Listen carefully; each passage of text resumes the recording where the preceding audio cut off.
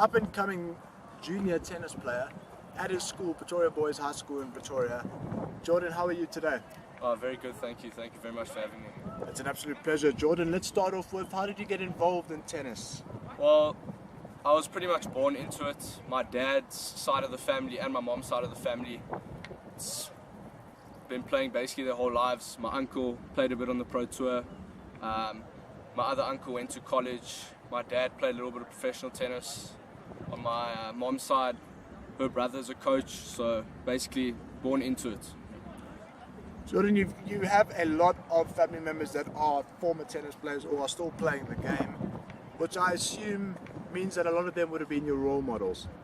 Who are your role models, including family, but outside people as well? It doesn't necessarily have to be people within the sport, it can be anyone. Well, my whole life I've looked up to my brothers, Mark and Jared, and my dad, obviously, on the tennis side of things. My dad's obviously a coach at the moment, and my brother Mark has basically coached me my whole life. You know, he basically sacrificed his whole tennis career for me. So he trained with me from the ages of, since I was 5 years old, and he was probably about 17, 18. So, you know, for an 18-year-old to practice with a 5-year-old is not really beneficial to him, but, you know, for him to do that for me, it just really means a lot.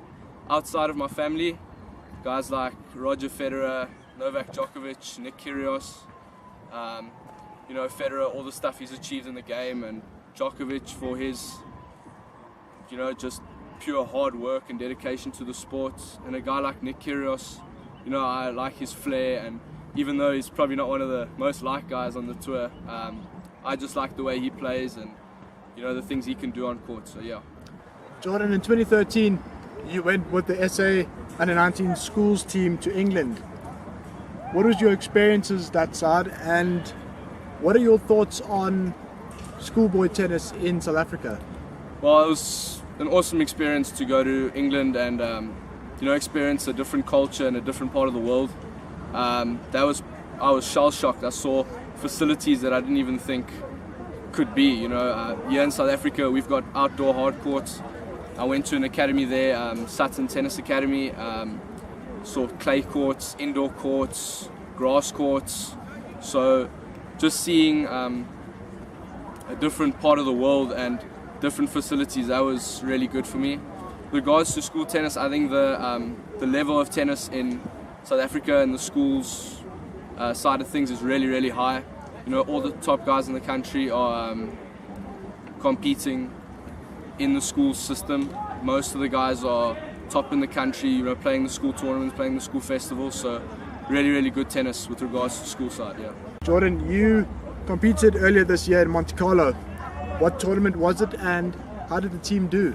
It was a team event. It was the International Cup World Finals. We first played against the African countries here in South Africa last year in September.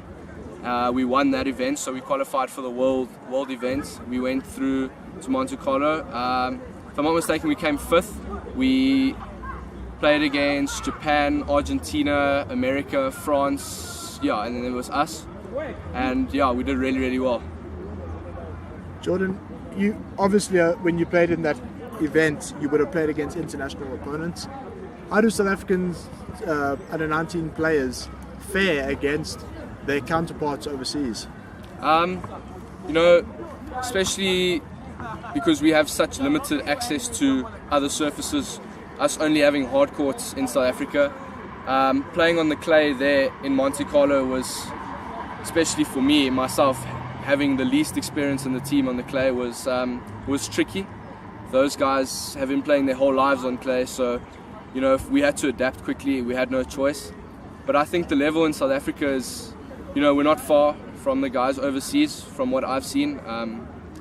The guys there are obviously a lot bigger and more physical than us, but I think with regards to the level of tennis, I think South Africa is right up there. Jordan, your favorite court to play on? Yes, we only have hard courts in South Africa, but you have experience on clay, on grass, indoor, etc. What is your favorite to play on? I enjoyed the clay, but I think my style of game, probably I fare better on a faster court, so a fast hard court for me is pretty favourable. Slower courts, I can adjust my game pretty well. I'm pretty good all around the court. I can do most things, so probably hard courts at the moment, yeah. You're busy building a legacy for yourself and getting slowly but surely closer to the top to be able to compete on the international tennis circuit. What is your favorite memory to date? Winning my first international junior title in Potchefstroom earlier this year. It's actually quite funny. I played the first week there and I made the semi-finals, and I actually got quite ill on the last day of the first tournament, and then I phoned my mom and I told her I'm not feeling very, very healthy, and she told me no, pull out of the second tournament. And I told her I'm going to wait it out. I have this weekend off, and then I'll see how things go. Monday morning came. I was still feeling a little bit funny, but I went out and I played, and I actually managed to win it at the end. So that was quite interesting for me, and yeah, it's probably to date my best memory. Yeah. Definitely. Jordan, your aspirations, where do you want to go with tennis? Well, my goal at the moment is to go to an American college after school. Tennis it's tough to make it. There's hundreds of thousands of guys out there who are just as good as we are, just as hungry as we are. So if things don't go to plan, I can go to college. I still have a degree behind me. I think a lot of guys neglect school, neglect university, and then try and make it on the tour. And once they don't make it, it's where to now.